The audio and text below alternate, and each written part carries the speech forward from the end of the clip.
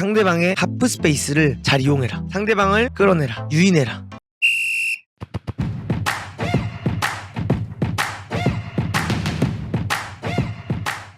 우리가 포르투갈 상대로 공격을 할 수 있는 방법 알려드리겠습니다. 현재 볼을 골키퍼한테 뒤로 빼면서 빌드업을 가져가고 있는 체코입니다. 지금 포르투갈을 보면 전방 압박을 못하는 팀이 아니라 그랬잖아요. 굉장히 좋은 전방 압박을 가져 나왔는데 또 반대로 이게 뭐냐면 골키퍼한테까지 전방 압박을 나오는 모습을 볼 수 있다는 거야. 이렇게 골키퍼한테까지 전방 압박을 나오면 양쪽 사이드 풀백이 빕니다. 김문환, 김진수가 비게 된다는 거죠. 요 두 선수가 비게 되면 우리가 가져갈 수 있는 게 뭐냐? 바로 반대 전환. 요거를 가져가야 돼. 근데 이게 우리 경기들에서 안 나온 게 아니야. 가나전에도 나왔고 우루과이전에도 나왔는데, 그렇다면 이게 나왔을 때 왜 우리나라는 뭔가 크로스 사용만 나오고 더 완벽한 찬스를 못 만들었는가? 이거 여러분들 많이 궁금해할 것 같아. 바로 요 윙어들의 빠른 뒷공간 침투가 없었다라는 거. 이렇게 공이 들어왔을 때 김진수가 치고 나가게 되면 손흥민 선수가 예를 들어 여기 서 있어야 되는데 손흥민이 여기 서 있었다라는 거. 요게 첫 번째 문제야. 두 번째는 손흥민이 벌려 있다고 치면은 반대로 하프 스페이스에 서 있는 선수들이 뛰어나가는 게 너무 없었다라는 거야. 그래서 여기서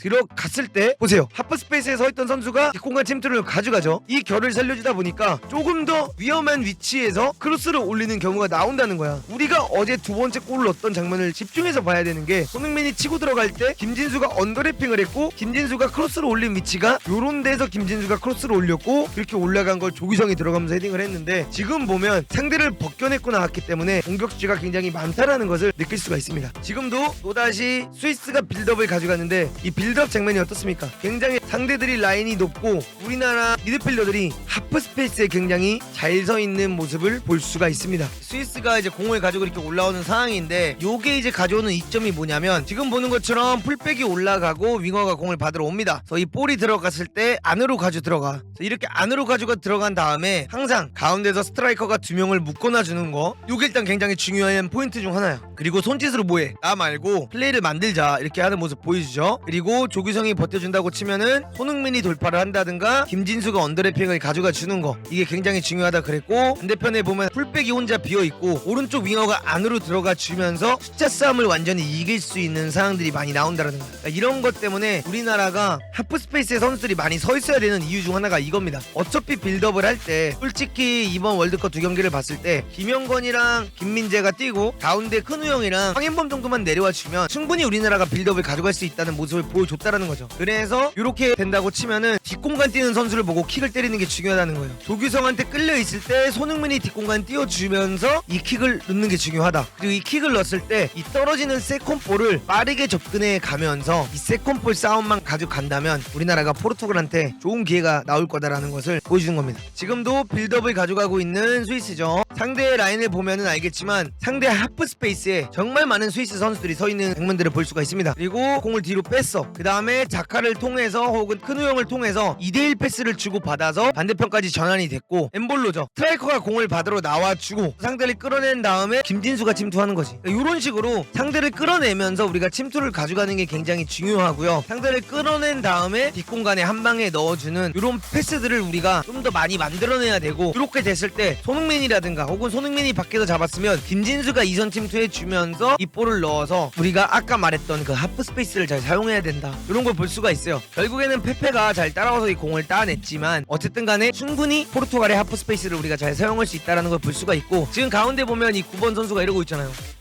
아, 나보고 크로스 올려라, 이런 얘기를 하고 있는 거죠. 조규성이 있다면 저거를 보고 때려 넣는 것도 나쁘지 않다. 또다시 포르투갈이 압박을 해왔는데 김승규를 써야 되는 부분 중 하나가 바로 이런 거죠. 쉽게 제껴놓고 반대 전환. 그래서 김문환 보고 이렇게 킥을 때려주면 여기서 이제 김문환이 컨트롤만 잘한다면 또다시 포르투갈의 그 전방 압박을 우리가 풀어나올 수 있다. 근데 이걸 풀어나오기 위해서는 뒤에서 빌드업을 잘해주는 골키퍼가 필요하다. 이번에 빌드업을 가져가는데 포르투갈이 압박을 해서 나오는데 큰 정우영 가운데 껴있어서 그냥 바로 큰 정우영 있고, 노란색 보이시면 알겠지만 김진수랑 김문환 벌려있고, 이렇게 되면 레앙이 선발 출전한다고 하면은 레앙이 여기 끌려 나올 거라는 거야. 레앙이 끌려 나오게 되면 이런 식으로 돌려치기 할 수 있다는 거지. 그래서 여기서 가운데 있고 양쪽 있고 미드필드 두 명 서 있으면은 큰 정우영을 필두로 가운데 냅두고 이재성 그 위에다가 황인범 이렇게 만들어 놓으면 우리가 충분히 포르투갈의 압박을 이용해서 우리나라가 빌드업을 가져갈 수 있다. 지금 이렇게 됐을 때 이제 거리감 충분히 미드필더들이 보이고, 여기 둘이서 보여주는 게 뭐야? 자기가 공을 받으러 가지만 나한테 달라는 게 아니잖아. 오른쪽 오른쪽 윙어에 서 있는 강인이 줘라 이렇게 둘 다 표시를 하죠. 그러니까 우리가 이제 중요한 건 뭐냐면 빌드업을 하고 상대 압박이 어느 정도 체계적일 때는 내가 그 공을 받으려고 한다기보다는 우리 팀을 사용해서 세컨볼을 받을 생각을 하면서 축구를 해야 된다는 거야. 그래서 볼이 결국에 이강인한테 들어가면 반대발 잡이니까 이강인이 이거 지켜주고 미드필드 내려와 주면서 요 볼 내주면 여기서 가운데 있는 다른 미드필더한테 가면서 이걸 딱 푼다든가 본인이 치고 나오면서 이런 장면들을 만들어낼 수가 있고, 이렇게 됐을 때 또 조규성 이런 선수들이 나오면서 이 공을 받아서 또 뛰어들어가고 있는 황인범 볼을 넣어줄 수가 있다는 거죠. 그래서 이렇게 볼을 넣어주고 결국 파울은 당해. 근데 충분히 우리가 빌드업으로 상대를 풀어나올 수 있다. 우리나라가 미리 3자 패스 받을 생각만 하고 있더라면 충분히 풀어나올 수 있다. 지금도 반대 전환이 일어났고 미드필더랑 주고 받았어. 그래서 상대편을 끌어오고 또 반대 전환을 하게 되니까 하프 스페이스에 굉장히 잘 서 있는 스위스 선수들을 볼 수가 있고, 이렇게 하프 스페이스에 패스가 들어가게 되고 2대1 패스로 또다시 하프 스페이스를 공략할 수 있는 찬스가 나온다라는. 근데 지금 보면 이 선수가 화를 냅니다. 아니 왜 준비 안 하냐, 내가 너한테 돌려치려고 했었고 내가 지금 이렇게 만들어서 이 그림을 그리려고 했는데 너 왜 준비 안 하냐, 약간 이런 식으로 화를 내고 있는 거지. 결국 볼은 뒤로 갔고 골키퍼한테 갑니다. 센터백이 또 움직여줘서 2대1 패스 축을 받아 상대를 끌어내야 된다는. 그리고 요런 장면일 때 충분히 김승겸 저기 서 있는 김진수를 보고, 혹은 김진수가 이렇게 언더래핑 나가주면 손흥민을 보고 요 킥을 넣어줄 수 있다는 거지. 그래서 이 킥이 들어가게 되면 뒷공간 침투를 향하는 킥을 붙여놓는다든가 이런 장면들이 만들어질 수 있다라는 겁니다. 또다시 포르투갈이 압박을 나오는데 김승규한테 볼을 주고 반대 전환을 가져가니까 미드필드 지역에서 비는 공간 봐봐요. 그러니까 우리가 이번 경기에서는 김승규를 더 적극적으로 사용하면서 상대를 끌어내는 게 굉장히 중요한 축구다. 이런 하프 스페이스에서 밀고 나가는 장면 만들어주고 바깥쪽에 서 있는 김진수한테 공 연결해 줬을 때 이 상대방 하프 스페이스에 우리나라 선수가 굉장히 많이 서 있는다면 이런 패스가 일어날 수 있다는 거야. 이 두 선수가 앞으로 전진해주고 이런 사이에서 공을 받을 수가 있다는 거고, 이렇게 사이에서 공을 받았을 때 일어날 수 있는 것들이 뭐냐, 손흥민이 여기서 만약에 뛰어들어간다, 조규성이 뛰어들어간다, 황인범이 뛰어들어간다라고 하면은 여기서 이 스루 패스를 넣어줄 수 있다라는 거지. 그리고 반대편도 보면 알겠지만 충분히 열릴 수가 있고,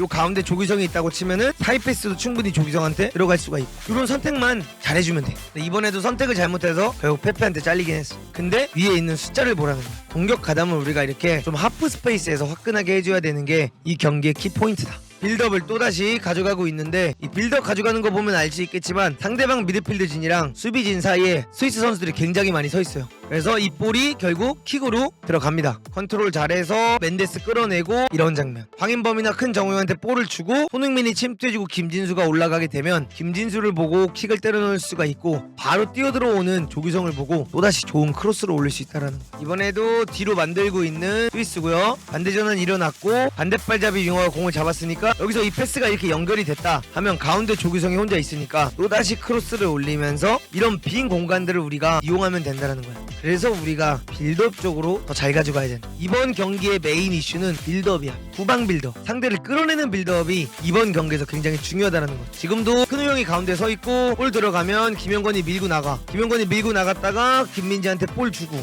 김민재가 공 가지고 나오면 하프 스페이스 계속 뒷공간 침투해주고 계속 상대를 괴롭히는 장면들이 많이 나와야 된다는 거야. 내가 서 있는 위치에서 그 공을 받으려고 하기보다는 이런 식으로 이강인 띄워주고 조규성 받으러 오고 손흥민 띄워주고 황인범 내려와주고 그 다음에 김문환 올라가주고 이런 장면들이 많이 나와요. 이런 스위칭 플레이. 볼이 결국 미드필더한테 들어갔죠. 다시 주고받아서 상대를 뭐합니까? 끌어냅니다. 스위스가 잘한 게 이거야. 이렇게 끌어내니까 아까 내가 말한 대로 움직여서 위에 투톱이 생겼고, 지금 같은 경우에는 조규성이 내려와줬고 황인범 내려와주고 김문환 올라가고 있는 상황 많이 만들어지고 있죠. 그러면 요럴 때 이런 패스가 들어갈 수가 있고요. 이런 패스가 들어가면 일어날 수 있는 일이 바로 왼발 돌려치기로 우리가 또다시 하프 스페이스를 공략할 수 있다.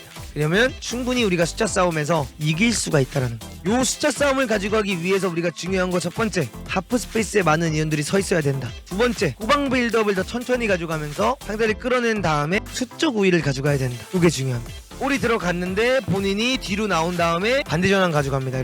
이렇게 반대 전환을 가져가니까 어때? 얘는 한 방향에 쏠려 있고 우리나라가 좋은 플레이를 가져갈 수 있다라는 거죠. 그 다음에 공이 또다시 백포스가 되고 센터백한테 갔을 때 밀고 나오면서 또다시 위험한 장면 만들었고, 침투해주면 두 개의 옵션이 생기죠. 이쪽으로 넣는다거나 반대로 넣는다거나. 그래서 여기서 반대로 킥을 했지만 여기 서 있던 김문환이 뛰지 않았던 거야. 예를 들면 이런 거를 좀 적극성 있게 띄워주고 상대를 한쪽에 몰아놓고 이런 과감한 침투 패스 우리가 가져가야 된다. 또다시 유기적인 움직임, 미드필드가 빠져주니까 그 패스가 들어갈 수 있는 상황이 되고, 본인이 치고 나갈 때 하프 스페이스에 서 있던 선수는 빠져주고 공격수는 가운데로 들어가고 이런 기회들을 우리가 많이 창출해내야 된다는 거고 어렵게 가기보다는 쉽게 넣어줘야 돼. 근데 결국에는 사이드에 넣어줬고 이 사이드에 넣어준 다음에 결 살려서 플레이를 가져갑니다. 결 살려줘서 가니까 단순히 패스 4개만으로 위험한 장면을 만들어낼 수 있었던 스위스였다. 상대방의 하프 스페이스를 잘 이용해라. 상대방을 끌어내라. 유인해라.